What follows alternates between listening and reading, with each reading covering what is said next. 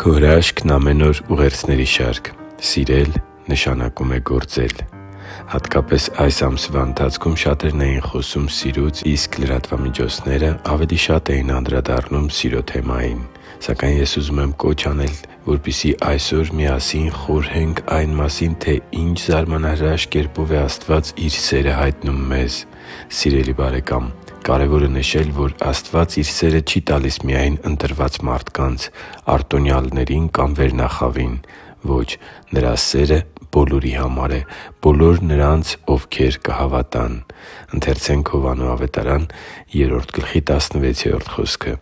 «Աստված այնքան սիրեց աշխարհը, որ Իր միածին Որդուն տվեց, որպեսզի ով Նրան հավատում է, չկորչի,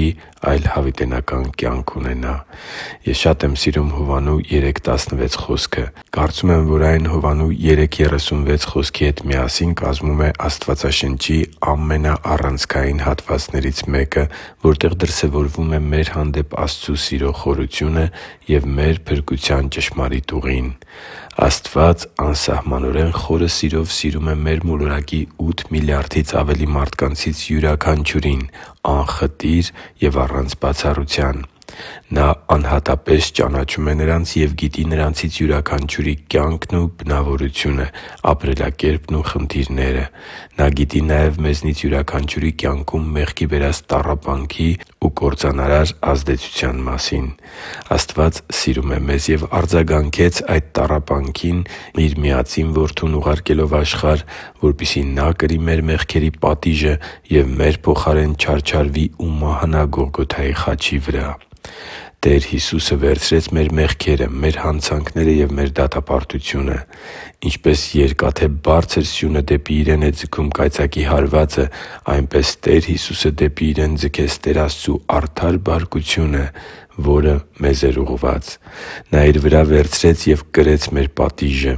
Աստծու համար թանկ ու սիրելի՛ զավակ, Տիրոջ սերը պարզապես զգացմունք չէ։ Աստծու սերը գործողություն է։ Եթե Նա սիրում է, ապա Իր սերը արտահայտում է համապատասխան գործերով։ Խաչի զոհը, երկրի վրա եկեղեցու հաստատումը, առողջ հոգևոր մարդկանց ներկայությունը քո կյանքում և շատ այլ դրսևորումներ Տեր Աստծու սիրո և հոգատարության գործերն են։ Ես վստահաբար ասում եմ, որ Աստված Իր սերն այսօր էլ ուզում է դրսևորել քո հանդեպ։ Հավատա՛ Տեր Հիսուսի խոսքերին, ուսուցանած սկզբունքներին և սիրո գործին։ Գտի՛ր ճշմարիտ և Աստվածաշնչի սկզբունքներով առաջնորդվող եկեղեցի։ Հաստատվի՛ր հավատքի կյանքի մեջ և փոխակերպի՛ր քո կյանքը հավատքի աճի ու պտղաբերության շնորհիվ։ Թույլ տուր, որ Աստծու անսահման ու անսասան սերը պարուրի քեզ այսօր և քո կյանքի բոլոր օրերին։ Հիշի՛ր, որ դու Աստծո հրաշքն ես, և Աստված սիրում է քեզ։ Շնորհակալ եմ, որ դու կա՛ս։ Սիրով և աղոթքով, Արման Մանուկյան։